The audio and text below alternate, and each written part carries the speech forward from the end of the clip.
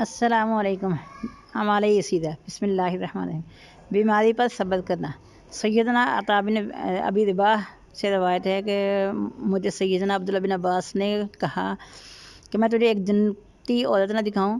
میں نے عرض کیا ضرور۔ انہوں نے فرمایا کہ یہ سیاہ اعمال جو نبی صلی اللہ علیہ وسلم کی خدمت میں حاضر ہوئی۔ عرض کیا مجھے مرغی کا دورہ پڑتا ہے، میں ننگی ہو جاتی ہوں، میرے لیے اللہ تعالیٰ سے دعا کیجیے۔ آپ نے فرمایا اگر چاہے تو صبر کر کے جنت حاصل کر سکتی ہے، چاہے تو میں دعا کرتا ہوں کہ اللہ تعالیٰ تجھے صحت یاب کر دے۔ اس نے کہا ہاں میں صبر کروں گی، لیکن میں ننگی ہو جاتی ہوں، آپ اللہ تعالیٰ سے دعا کریں میں ننگی نہ ہوں۔ تو آپ نے اس کے لیے یہ دعا فرما دی۔ بخاری حدیث نمبر 565، مسلم 2567۔ پردہ پوشی۔ سیدنا ابو ہریرہ سے روایت ہے رسول اللہ نے فرمایا صلی اللہ علیہ وسلم کہ جو شخص دنیا میں کسی کی پردہ پوشی کرتا ہے تو اللہ تعالیٰ قیامت کے دن اس کے عیبوں کی پردہ پوشی فرمائیں گے۔ مسلم حدیث نمبر 2590۔ ہمسائے کو کھانا کھلانا ہے۔ ابو ہریرہ سے روایت ہے رسول اللہ کہ میرے دوست رسول اللہ نے مجھے وصیت فرمائی کہ تم سالن بناؤ تو اس میں شوربہ زیادہ کر لیا کرو، پھر اپنے پڑوسیوں میں سے کسی کو بھی اس میں سے دے دیا کرو۔ مسلم حدیث نمبر 2625۔ چھوٹے بچوں سے حسن سلوک کرنا۔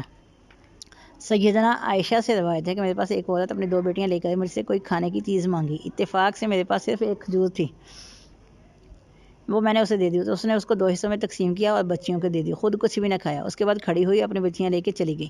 تھوڑی دیر بعد نبی صلی اللہ علیہ وسلم میرے پاس تشریف لائے اور آپ کو میں نے یہ سارا واقعہ سنایا تو آپ نے فرمایا جس کے پاس یہ بیٹیاں ہیں ان کی اچھی تربیت کرے اور اس کے لیے جہنم سے پردہ بنے گی، یعنی رکاوٹ بنے گی۔ بخاری حدیث نمبر 1418، مسلم حدیث نمبر 2629۔ دوسرے لوگوں کو اپنے شر سے محفوظ رکھنا۔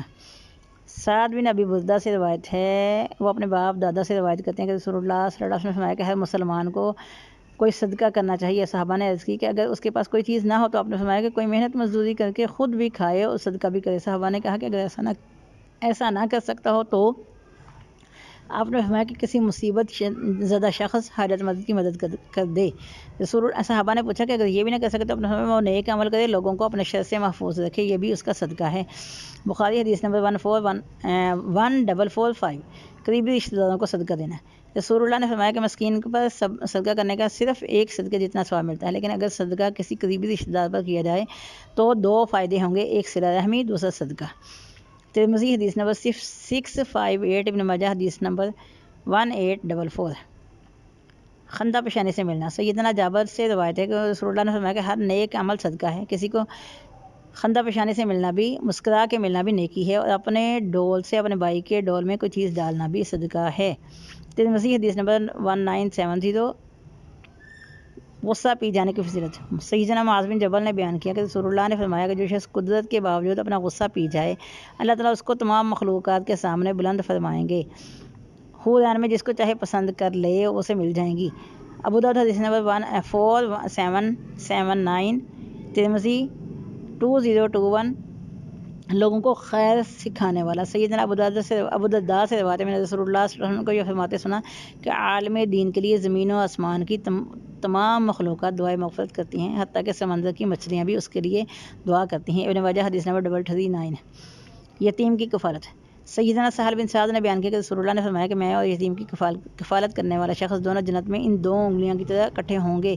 آپ نے شہادت والی انگلی اور درمیانی انگلی دونوں کو ملا کر اشارہ کیا۔ بخاری حدیث نمبر 5304، مسلم حدیث نمبر 2983۔ بیوی سے حسن سلوک۔ سیدنا ابو ہریرہ رضی اللہ عنہ سے روایت ہے کہ رسول اللہ نے فرمایا کہ بیوی اور مسکین کے لیے دوڑ دھوپ کرنے والا شخص اللہ کے راستے میں جہاد کرنے والے کی طرح ہے، یا اس نماز پڑھنے والے کی طرح ہے جو کبھی سستی نہ کرے، یا اس روزے دار کی طرح ہے جو روزہ افطار نہ کرے۔ بخاری حدیث نمبر 6007، مسلم 2982۔ صدقے دل سے شہادت کی آرزو کرنا۔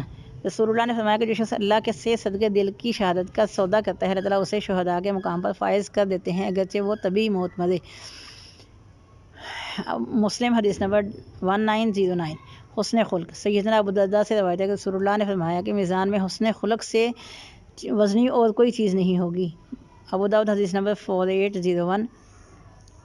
مسند احمد 27517۔ الجامع 5390۔ سیدنا ابو ہریرہ نے بیان کیا رسول اللہ نے فرمایا کہ ایک شخص راستے میں ایک درخت کی ٹہنی کے پاس سے گزرا، اس نے کہا میں اس کو ضرور ہٹا دوں گا، یہ مسلمانوں کو تکلیف دیتی ہے، تو اسے جنت میں داخل کر دیا گیا۔ مسلم حدیث نمبر 1914۔ کپڑے پہننے کی دعا۔ سیدنا انس رضی اللہ عنہ سے روایت ہے کہ رسول اللہ نے فرمایا جو شخص نیا کپڑا پہنے اور یہ دعا پڑھے الحمدللہ الذی کسانی ھذا ورزقنی من غیر حول منی ولا قوہ، تمام تعریفیں اس ذات کے لیے جس نے مجھے یہ کپڑا پہنایا، مجھے بغیر کسی ہیل و حجت کے رزق عطا فرمایا، تو اس کے سابقہ گناہ معاف کر دیے جاتے ہیں۔ اللہ کے لیے جانا۔ سیدنا ابو ہریرہ سے روایت ہے کہ ایک شخص اپنے دوسرے بھائی کی زیارت کے لیے دوسری بستی گیا، اللہ تعالیٰ نے اس کے راستے پر ایک فرشتے کو مقرر فرما دیا، جس نے اس سے پوچھا تو کہاں جا رہا ہے؟ اس نے کہا میں اس بستی اپنے بھائی سے ملنے جا رہا ہوں۔ تو فرشتے نے پوچھا کیا کسی احسان کو چکانے کے لیے جا رہے ہو؟ تو اس نے کہا نہیں، میں صرف اللہ کے لیے اس سے محبت کرتا ہوں۔ اس نے کہا میں اللہ کی طرف سے آپ کے لیے پیغام لے کر آیا ہوں کہ اللہ تعالیٰ بھی آپ سے اسی طرح محبت کرتے ہیں جس طرح آپ اس سے محبت کرتے ہیں۔ مسلم حدیث نمبر 2567۔ مصافحہ کرنا۔ سیدنا حذیفہ سے روایت ہے رسول اللہ نے فرمایا کہ مومن جب اپنے بھائی سے ملاقات کرتا ہے، اس کو سلام کر کے اس کا ہاتھ پکڑتا ہے، اس سے مصافحہ کرتا ہے تو اس کے گناہ درخت کے پتوں کی طرح جھڑ جاتے ہیں۔ طبرانی حدیث نمبر 245۔ سلسلہ صحیحہ حدیث نمبر 16۔ 7 خوش نصیب انسان۔ سیدنا ابو ہریرہ سے روایت ہے رسول اللہ صلی اللہ علیہ وسلم نے فرمایا کہ 7 قسم کے لوگوں کو اللہ تعالیٰ اپنا سایہ نصیب فرمائیں گے جس دن اس کے عرش کے سوا کوئی سایہ نہ ہوگا۔ نمبر 1 عادل حکمران۔ نمبر 2 جس نے جوانی میں اللہ کی عبادت کی۔ نمبر 3 جس کا دل مسجد میں اٹکا رہتا ہے۔ نمبر 4 وہ شخص جو صرف اللہ کی رضا کے لیے آپس میں محبت کرتے ہیں اور اکٹھے ہوتے ہیں اور الگ ہوتے ہیں۔ نمبر 5 ایسا شخص جس سے حسن و جمال منصب والی عورت نے برائی کا مطالبہ کیا تو اس نے کہا مجھے اللہ سے ڈر لگتا ہے۔ نمبر 6 جو شخص اتنا چھپا کے صدقہ کرتا ہے تو کہ اس کے بائیں ہاتھ کو بھی خبر نہیں ہوتی۔ نمبر 7 جو شخص تنہائی میں اللہ کو یاد کرے اور اس کی آنکھوں سے آنسو جاری ہو جائیں۔ بخاری حدیث نمبر 1423۔ سیدنا ابو ہریرہ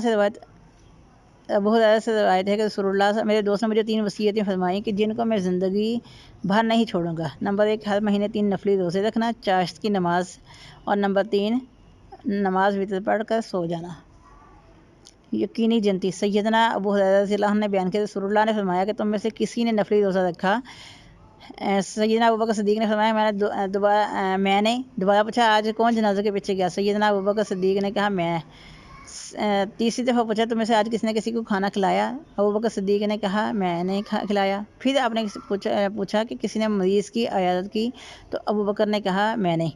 رسول اللہ نے فرمایا کہ جس میں یہ ساری خوبیاں اکٹھی ہو جائیں وہ ضرور جنت میں داخل ہوگا۔ مسلم حدیث نمبر 1028۔ افضل ترین صدقہ۔ سیدنا ابو ہریرہ نے بیان کیا کہ رسول اللہ صلی اللہ علیہ وسلم کی خدمت میں ایک شخص حاضر ہوا، اس نے کہا حضور کون سا صدقہ بہت بڑا ہے؟ آپ نے فرمایا کہ تو صدقہ کرے تندرست ہو، بخیل ہو تجھے فقر کا خدشہ ہو اور مالداری کی امید ہو، موقع کے انتظار میں نہ بیٹھا رہے حتیٰ کہ جب جان کنی کا وقت قریب آ جائے تو کہے میں نے فلاں فلاں کے لیے صدقہ کر دیا، حالانکہ اب تو مال ہی سارا ورثہ کا ہے۔